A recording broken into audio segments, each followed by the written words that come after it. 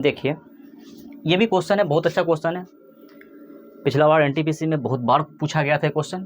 Question कह रहा है कि x + 1/x बराबर 3 हो तो आपसे पूछा गया है कि 3x² + 4x + 3 upon x² minus x + 1 का मान पता करना है। ठीक है ना।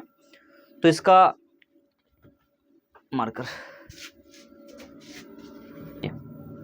देखिए, इसको बनाने का तरीका क्या है। सबसे पहली बात है कि अगर हम किसी भी संख्या में सेम संख्या से गुना करते हैं और सेम संख्या से भाग करते हैं तो कोई दिक्कत होता है? नहीं होता है। हम बस वही काम करना चाह रहे हैं। क्या कर रहे हैं कि x से इसमें भी हम गुना कर लेते हैं और x से इसमें भी गुना कर लेते हैं। कोई दिक्कत? अभी x से तो कट जाएगा, लेकिन अगर x से अगर गुना करते हैं इससे या फिर भाग कर लेते हैं इससे तो बात एक ही है। तो इस x को यहाँ पे भागे कर लेते हैं, काहे के लिए विशेष ज़्यादा टेंशन। इसको हम 1/x से गुना किए और इसको भी हम 1/x से गुना किए। सेम संख्या है ना, और x से भी करते तो बात एक ही होता।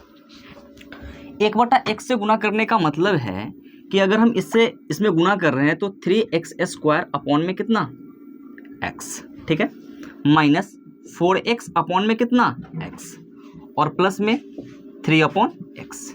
नीचे देख लीजिए कि x² अपॉन कितना x माइनस x अपॉन कितना x प्लस 1/x। ठीक है ना।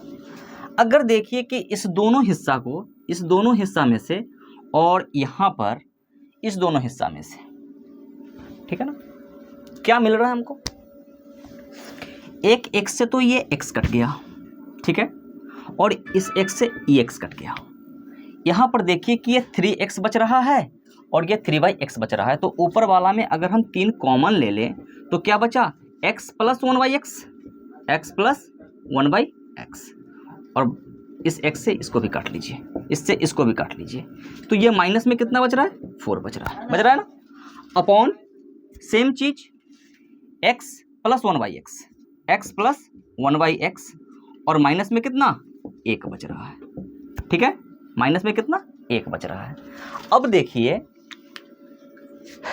क्या है कि इसका वैल्यू हमको मालूम है, इसका वैल्यू कितना है? 3 है। तो यहाँ से अगर मान रख दे तो 3 गुना का 3 माइनस कितना? 4 अपॉन में 3 - 1, 3 - 1। तो 9 में से 4 गया तो कितना बचेगा? 5, और 3 में से 1 गया तो कितना बचेगा?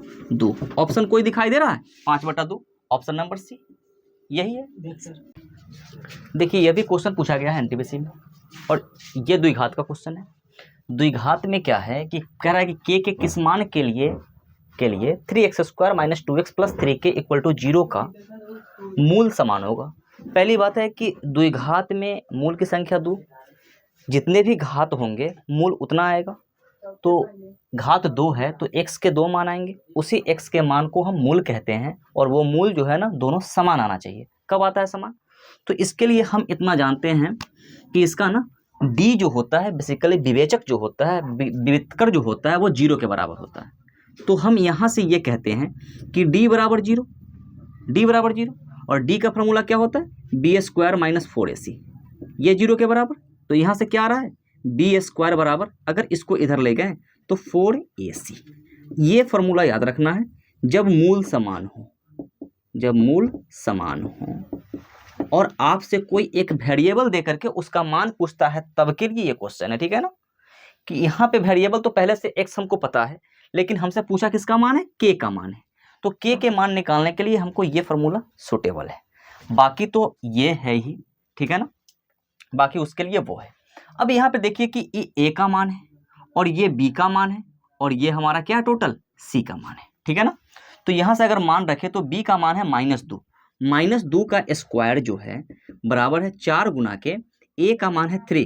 x के गुणांक को a बोलते हैं और x² के गुणांक को a बोलते हैं, x के गुणांक को b बोलते हैं और जो अचर मान होता है उसको हम c बोलते हैं। c का मान है कितना? 3k। यहाँ पर देखिए कि अब इसमें आपको वेरिएबल केवल k दिख रहा है। ठीक है ना, इस k का मान के लिए बाकी सबको उठा करके यहाँ पे ले आए। तो 2 का स्क्वायर कितना? 4, और ये अपॉन में 4 गुना के 3 × 9 बराबर है क्या? k। यहाँ से 4 से 4 कट जाएगा, के का वैल्यू कितना आ रहा है 1/9। 1/9 ऑप्शन में दिख रहा है हमको, पहला ऑप्शन ही है 1/9, तो इस क्वेश्चन का आंसर क्या होगा 1/9। क्लियर है ना।